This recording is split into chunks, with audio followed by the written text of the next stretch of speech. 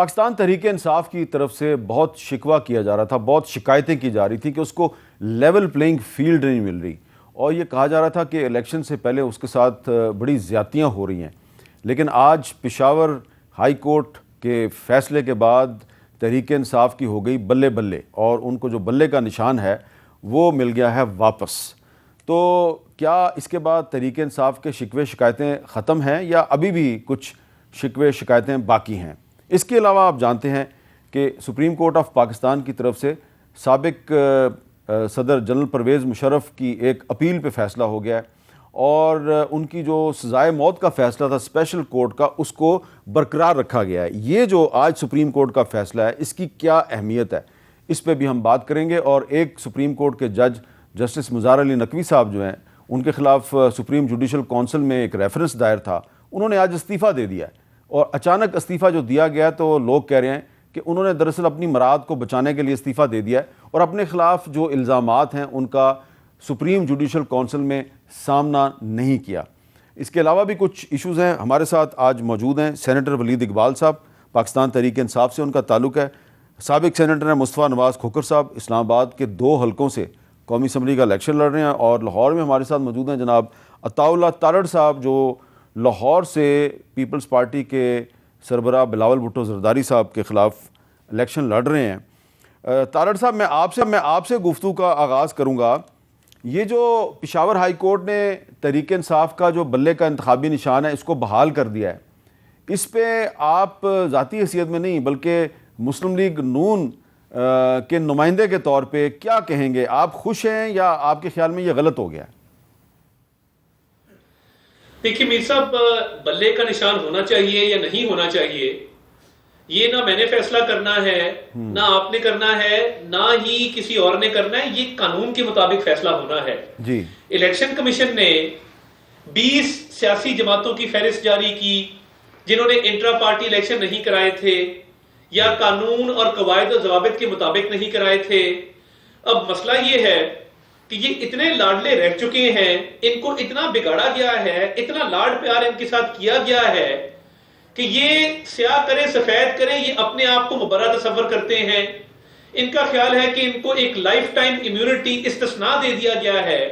کہ ہم جو بھی کریں گے ہمیں اس کی سزا یا اس کا جرمانہ یا اس کا نتیجہ بھگتنا نہیں پڑے گا. اب آپ نے آئین اپنا پارٹی کا منظور نہیں کروایا، آپ نے انٹرا پارٹی الیکشنز کے لیے نوٹس ایشو نہیں کیا، آپ نے اپنے پارٹی ممبرز کو یہ انیبل ہی نہیں کیا کہ وہ اس انتخاب میں حصہ لے سکیں، آپ نے شیڈول جاری نہیں کیا. تو یہ مجھے تو سمجھ نہیں آ رہی کہ کورٹ جو ہیں وہ جب بلے کا نشان بحال کرتی ہیں وہ کس بنیاد پہ کرتی ہیں، اور جب حکم امتناعی دیا گیا کس بنیاد پہ دیا گیا، جب لیا گیا کس بنیاد پہ لیا گیا. تو میں بطور سیاسی ورکر بھی سمجھتا ہوں کہ اگر آپ یہ بری عادتیں ایک سیاسی جماعت کو ڈال دیں گے تو پھر ٹھیک ہے، فورن فنڈنگ میں بھی لوگ جو ہے ممنوع فنڈنگ لیں گے، لوگ اپنے پارٹی کے انتخابات بھی قانون کے مطابق نہیں کرائیں گے، وہ بے ضابطگیوں پہ بے ضابطگیاں کریں گے اور پوچھنے والا کوئی نہیں ہوگا. یہی وجہ ہے کہ انہوں نے تمام جو گھنونے جرم کیے ہیں جس میں 190 ملین پاؤنڈ ہے، جس میں توشہ خانہ، یہ ساری چیزیں اسی وجہ سے ہوئی ہیں نا کہ ان کو تھا کہ ہمارا تو سدا اقتدار ہے، ہم تو اگلے 25 سال یہاں پہ راج کریں گے، ہمیں پوچھنے والا کوئی نہیں ہوگا. لاڈلا ازم نے بگاڑا ہے اور کچھ لاڈلا ازم اب بھی جاری ہے. اچھا، کچھ لاڈلا ازم اب بھی جاری ہے. تو ولید اقبال صاحب، آج علی ظفر صاحب جو آپ کے وکیل ہیں اور انہوں نے ماشاءاللہ تحریک انصاف کے لیے بہت سے مقدمے جیتے ہیں، بڑے اہم مقدمات جیتے ہیں، تو جب پشاور ہائی کورٹ نے آج فیصلے کا اعلان کیا تو اس کے بعد علی ظفر صاحب نے ایک بات کہی تھی، ذرا سنیں انہوں نے کیا کہا تھا. پشاور ہائی کورٹ کی ڈویژن بینچ ہے، انہوں نے یہ الیکشن کمیشن آف پاکستان کو یہ کہا ہے کہ آپ کے پاس کوئی اختیار نہیں تھا intra party election P T I کے جو آپ نے کالعدم قرار دیے، اس لیے آپ ان کا جو الیکشن سمبل ہے بیٹ وہ فوراً ویب سائٹ پہ ڈالیں، اور ہم دیکھتے ہیں کہ ابھی 15 منٹ بعد وہ آتا ہے ویب سائٹ پہ کہ نہیں، کیونکہ ورنہ یہ بہت سیریس کنٹیمپٹ ہوگی. یہ میں نے آپ کو اس لیے سنایا ہے کہ آپ بے شک خود بھی چیک کر لیں، الیکشن کمیشن کی ویب سائٹ پہ بلے کا نشان ابھی تک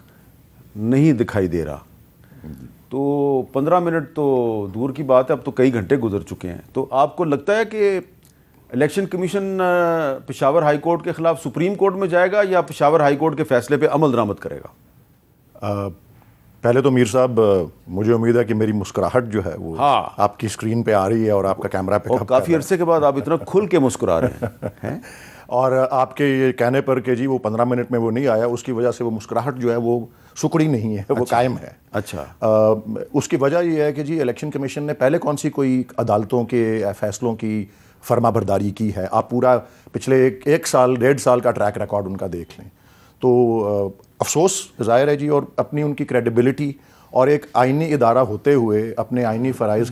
کے جو ہے سر انجام دیتے ہوئے ان پہ یہ بھی فرض عائد ہوتا ہے کہ آئین میں اور بھی ادارے ہیں جن کے پاس اختیارات ہیں، جو ان کے فیصلوں پہ نظر ثانی کر سکتے ہیں، جو ان کو حکم دے سکتے ہیں، اور وہ حکم دینے کی اگر نافرمانی ہو تو اس میں توہین عدالت کا جو ہے وہ معاملہ جو ہے اٹھ سکتا ہے۔ تو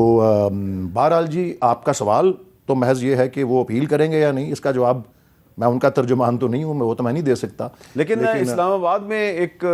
خبر گردش کر رہی ہے جی، شاید آپ نے بھی سنی ہو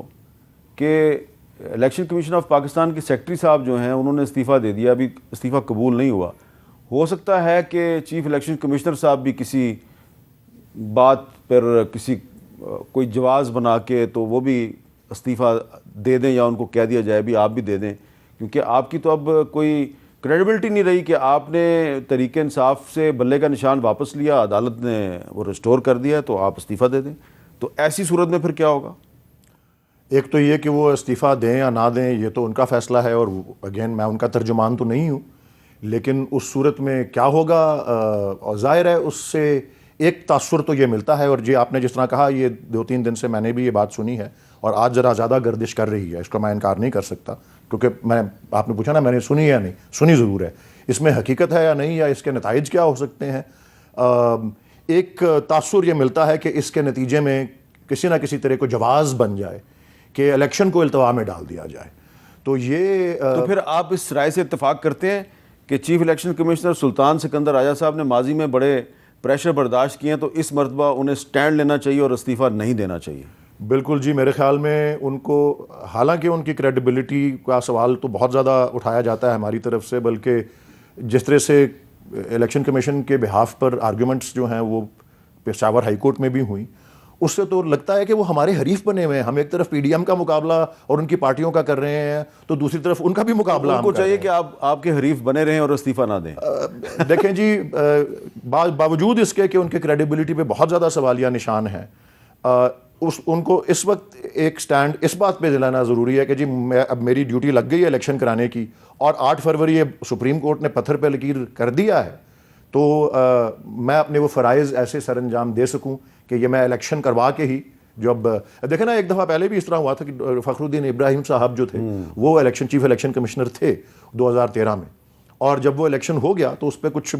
تنقید ہماری طرف سے ہوئی اور بھی جگہوں سے ہوئی، لیکن انہوں نے پھر اس کے فوراً بعد استعفیٰ دے دیا۔